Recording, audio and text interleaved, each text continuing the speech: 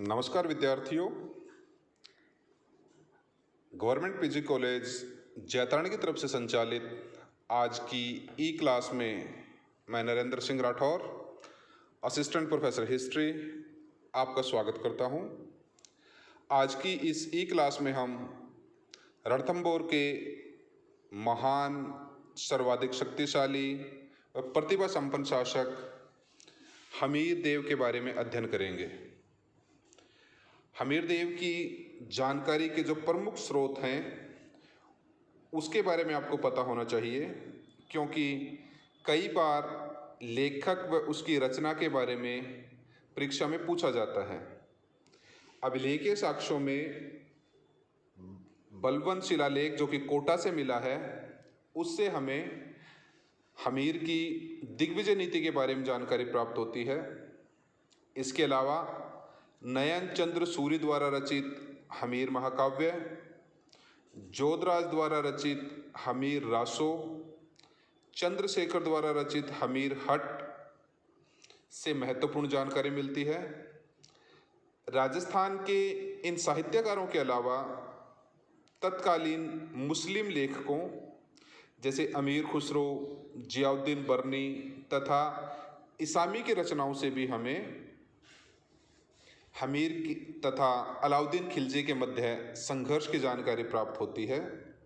इसमें अमीर खुसरो की रचना तारीख़ अलाई अथवा खज़ाइन उल फुतू बहुत महत्वपूर्ण है। इससे पहले कि हम अलाउद्दीन खिलजी और हमीर देव चौहान के परस्पर संघर्ष और युद्ध के बारे में अध्ययन करें, हमीर जैसे शासक के प्रारंभिक जीवन तथा उसकी दिग्विजय नीति व जलालुद्दीन खिलजी के साथ उसके संघर्ष के बारे में भी थोड़ा सा अध्ययन करते हैं। हमीर देव रणथंभौर के शासक जयसिम्हा का तीसरा पुत्र था तथा उसकी माता का नाम हीरा देवी था। डॉक्टर गोपीनाथ शर्मा का मानना है कि सभी पुत्रों में संभवतः योग्यतम होने के कारण उसके पिता ने उसका राज्यारोहण उत्सव 1282 ईस्वी में अपने जीवन काल में ही संपन्न कर दिया था।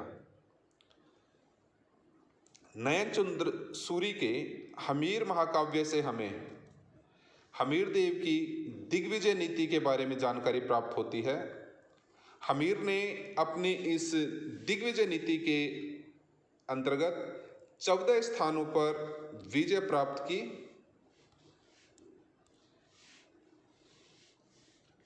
उसने इस दिग्विजय नीति के अलावा कुल 17 युद्ध लड़े, जिनमें से 16 में उसे विजय प्राप्त की। 14 युद्ध दिग्विजय नीति के अंतर्गत और 2 युद्ध जलालुद्दीन खिलजी के साथ और आखिरी एक युद्ध अलाउद्दीन खिलजी के साथ। इस प्रकार 17 में से 16 युद्धों का विजेता हमीर देव चौहान था।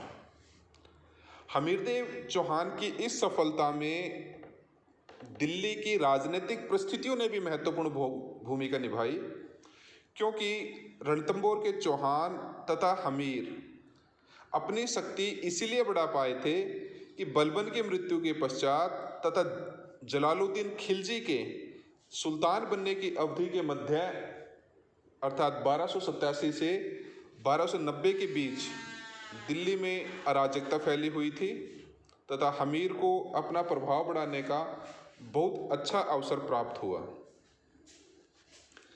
दिल्ली का सुल्तान बनने के पश्चात जलालुद्दीन खिलजी ने हमीर पर नियंत्रण स्थापित करने की कोशिश की, क्योंकि वो अपनी सीमा पर या अपने साम्राज्य के पास एक शक्तिशाली शासक को बर्दाश्त नहीं कर सकता था और उस समय हमीर राजस्थान का सर्वाधिक शक्तिशाली शासक था।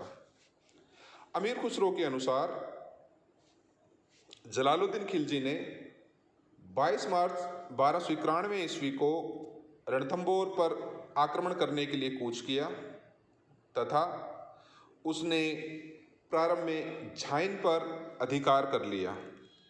याद रखेंगे कि झाइन को रणथंभौर दुर्ग की कुंजी कहा जाता है अथवा प्रवेश द्वार कहा जाता है, जब तक कोई शासक झाइन पर अधिकार नहीं कर लेता था तब तक रणथंभौर पर अधिकार करना संभव नहीं था। वहां पर अधिकार करने के पश्चात जलालुद्दीन खिलजी ने झाइन को बुरी तरह लूटा और उसे नेस्तनाबूद कर दिया। जलालुद्दीन खिलजी की इस कार्यवाही का पता जब हमीरदेव चौहान को लगा तो उसने अपने सेनापति गुरुदास सैनी के नेतृत्व में सैनिकों को भेजा, जिनके साथ वीरतापूर्वक लड़ते हुए गुरुदास सैनी वीर गति को प्राप्त हुए। इसके पश्चात जलालुद्दीन खिलजी ने रणथंभौर के दुर्ग को चारों तरफ से घेर लिया, किंतु राजपूतों के सक्रिय प्रतिरोध तथा उनके छापामार सैनिक दस्तों द्वारा सुल्तान के सैनिकों को पहुंचाई गई अत्यधिक हानि के कारण विवश होकर जून 1291 में सुल्तान ने घेरा उठाकर दिल्ली की तरफ कूच किया।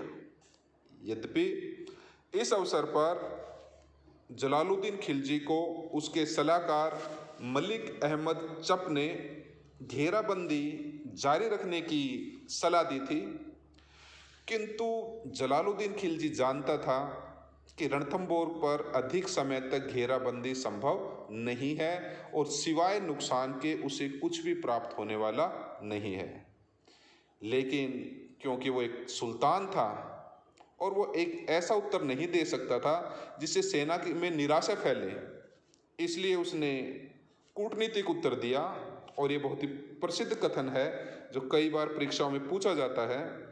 जलालुद्दीन खिलजी ने कहा था कि मैं ऐसे 10 किलों को, अर्थात रणथंभौर जैसे 10 किलों को मुसलमान के एक बाल के बराबर भी महत्व नहीं देता। कहने की बातें और हैं। इस प्रकार यहाँ से परास्त होकर इस अभियान से असफल होकर जलालुद्दीन खिलजी वापस चला गया।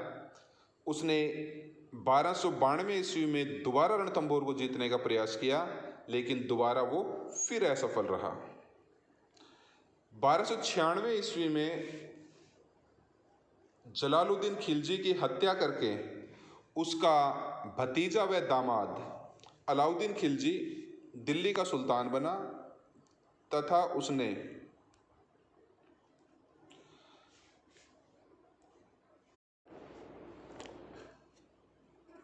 1296 ईस्वी में जलालुद्दीन खिलजी की हत्या करने के पश्चात उसका भतीजा व दामाद अलाउद्दीन खिलजी दिल्ली का सुल्तान बना तथा उसने गुजरात, सिंध व मुल्तान इन पर अधिकार करने के पश्चात रणथंभौर पर आक्रमण करने का निश्चय किया।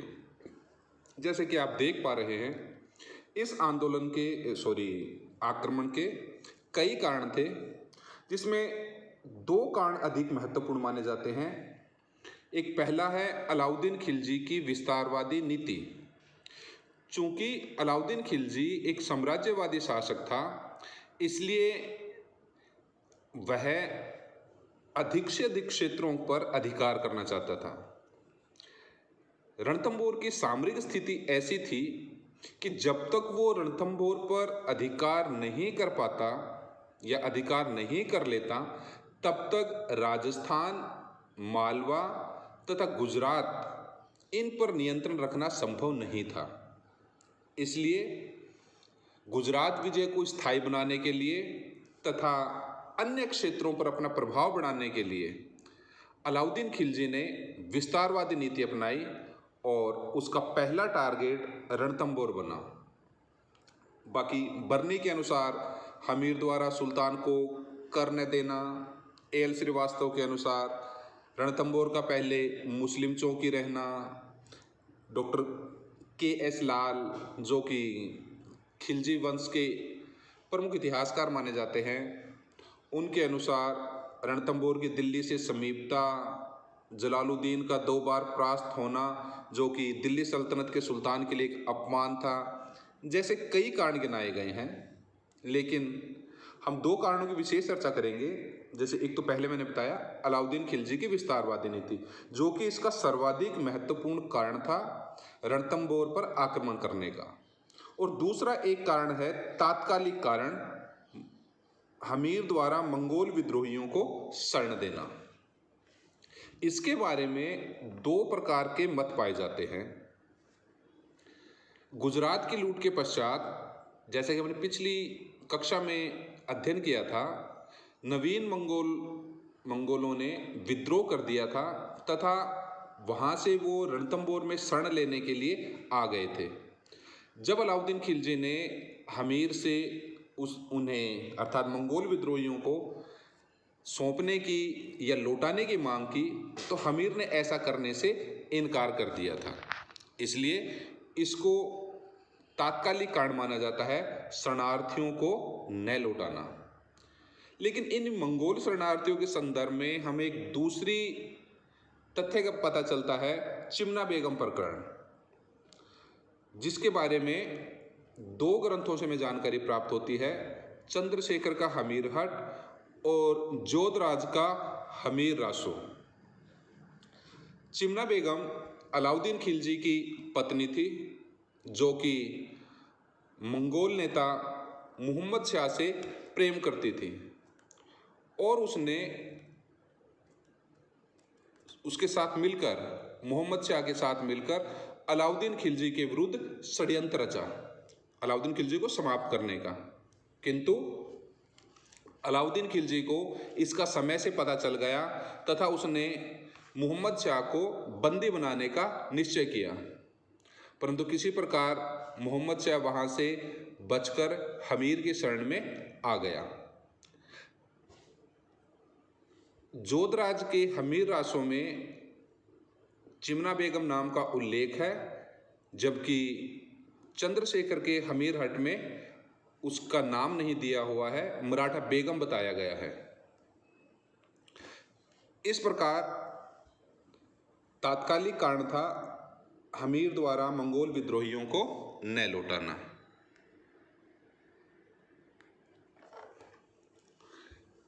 (1299 ईस्वी में अलाउद्दीन खिलजी ने बयाना के गवर्नर उलूग खां, याद रखेंगे ये उसका मुख्य सेनापति था। कई बार पूछा जाता है कि प्रारंभ में मुख्य सेनापति कौन था उसका, उलूग खां जो उसका भाई भी था, अल्प खां तथा वजीर नुसरत खां के नेतृत्व में रणथंभौर पर आक्रमण करने के लिए एक विशाल सेना भेजी गई। लेकिन बनास नदी के पास आकर इस सेना ने अपना डेरा डाला और वहाँ पर हिंदूवाट नामक स्थान पर इस सेना की हमीर की सेना के साथ संघर्ष हुआ। इस समय हमीर मुनिवर्त में था और उसने स्वयं युद्ध में भाग नहीं लिया था, बल्कि अपने दो सेनापतियों भीम सिंह और धर्म सिंह को इनका मुकाबला करने के लिए भेजा। प्रारंभ में भीम सिंह विजय रहा तथा जब वो जीत कर रणथंभौर की ओर आ रहा था तो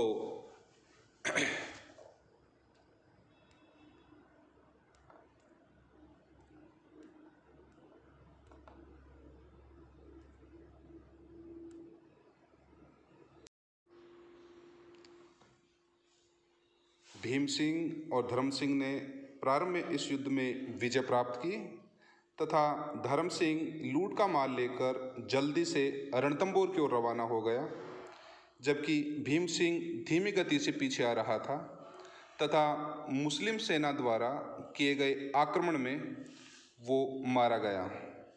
जब हमीर को इस बात का पता लगा तो उसे बहुत क्रोध आया और उसने धर्म सिंह को उसके पद से हटाकर उसके स्थान पर भोज को नियुक्त कर दिया। इसके अलावा धर्म सिंह को अपमानित भी किया गया तथा उसे अंधा कर दिया गया। भोज एक योग्य प्रशासक नहीं था, वह रणथंभौर की बिगड़ी हुई स्थिति को संभाल नहीं सका, क्योंकि राज्य में तुर्क आक्रमण के कारण अव्यवस्था फैल रही थी तथा फसलें भी नष्ट हो चुकी थी। इस बीच धर्म सिंह ने, जो कि अपमान की आग में जल रहा था, दरबारी राधा देव की सहायता से पुनः मंत्री पद को प्राप्त कर लिया तथा उसने हमीर को यह वचन दिया कि वह धन संग्रह करके दिखाएगा अथवा धन की व्यवस्था कर देगा। धर्म सिंह ने मनमाने ढंग से लोगों से धन एकत्रित करना प्रारंभ कर दिया, जिससे व्यापारी लोग उससे बहुत परेशान हो गए। दूसरी तरफ इसे अपना अपमान समझकर अर्थात पद से हटाने के कारण भोज अपने भाई पृथ्वी सिंह के साथ अलाउद्दीन के दरबार में चला गया, जहां अलाउद्दीन ने उसे जगरा नामक स्थान की जागीर देकर अपने पक्ष में कर लिया। वहां भोज ने अलाउद्दीन खिलजी को रणथंभौर दुर्ग की समस्त कमजोरियों से अवगत कराया तथा उसे रणथंभौर पर आक्रमण करने के लिए प्रेरित किया। अलाउद्दीन खिलजी ने पुनः नुसरत खां और उलूग खां के नेतृत्व में सेना भेजी। राणा हमीर देव चौहान ने एक अच्छी रणनीति बनाई तथा अपने भाई वीरम, सेनाध्यक्ष रतिपाल, जाजदेव व रणमल तथा मंगोल नेता, इन 4 मंगोल विद्रोही नेताओं के नाम आते हैं, मुहम्मद शाह, कब्रू, टीचर और वैचर को तुर्कों का मुकाबला करने के लिए भेजा। प्रारंभिक लड़ाई में राजपूतों की विजय हुई। नयनचंद्र सूरी ने लिखा है कि इस अवसर पर बंदी बनाई गई शत्रुओं की स्त्रियों को गांव-गांव में मट्ठा बेचने के लिए लगाया गया, ताकि संपूर्ण राज्य में चौहानों की विजय के बारे में पता चल सके। इसके अलावा भोज की जागीर जगरा पर भी अधिकार कर लिया गया। हम देखते हैं कि 2 बार तुर्क सेना आई और वो परास्त हो गई, लेकिन वो किसी भी प्रकार झाइन दुर्ग पर अधिकार करने में सफल नहीं रही थी अथवा झाइन से आगे नहीं बढ़ पा रही थी। अगली बार उलगू खां के नेतृत्व में रणथंभौर पर पुनः आक्रमण हुआ तथा वह झाइन पर अधिकार करने में सफल रहे। इसके पश्चात उलगू खां ने हमीर के पास संधि का प्रस्ताव भेजा, जिसमें मुख्य रूप से 2 बातें थी कि या तो वो विद्रोहियों को उसे सौंप दे अथवा अपनी पुत्री का विवाह अलाउद्दीन खिलजी के साथ कर दे तथा 4 लाख मुद्राएं उसे दे।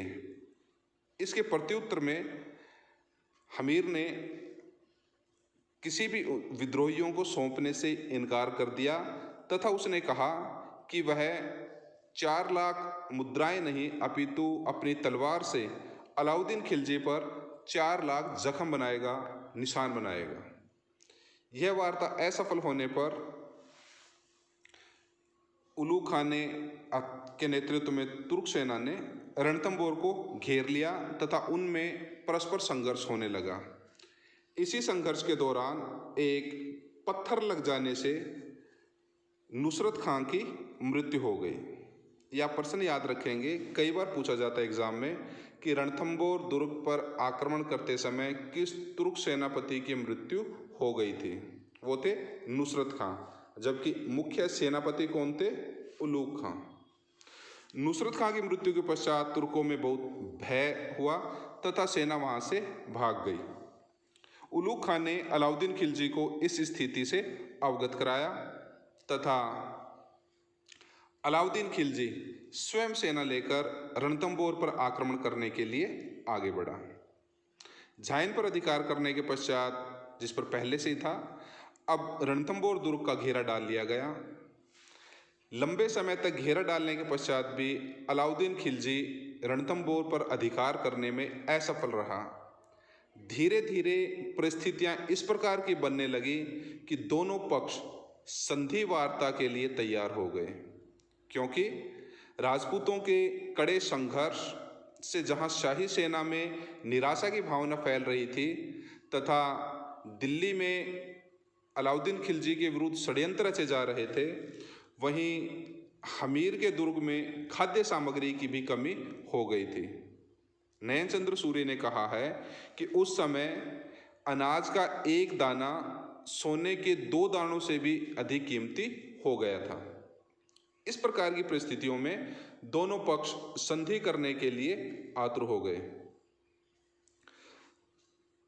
हमीर ने रतिपाल को संधि करने के लिए सुल्तान के पास भेजा।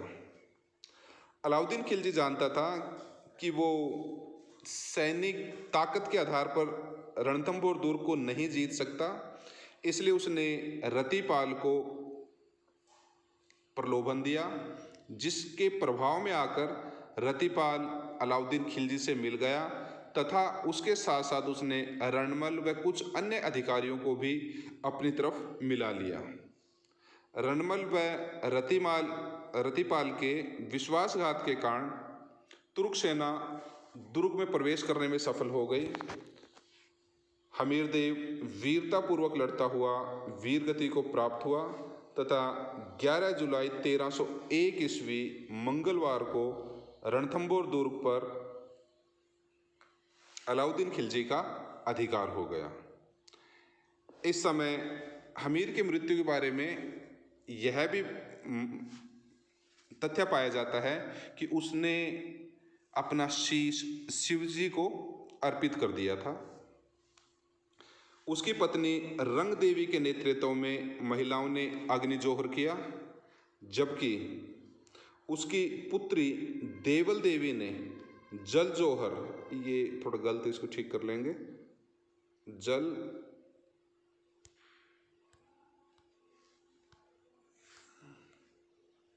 जोहर किया। यह राजस्थान का पहला जल जोहर माना जाता है। याद रखेंगे, देवल देवी के नेतृत्व में, जो कि हमीर की पुत्री थी। अमीर खुसरो लिखता है कि कुफ्र का गढ़ इस्लाम का सदन यानी घर हो गया। इस प्रकार अलाउद्दीन खिलजी एक लंबे घेरे के पश्चात, लगभग 9 महीने के घेरे के पश्चात रणथंभौर दुर्ग को जीतने में सफल रहा। धन्यवाद।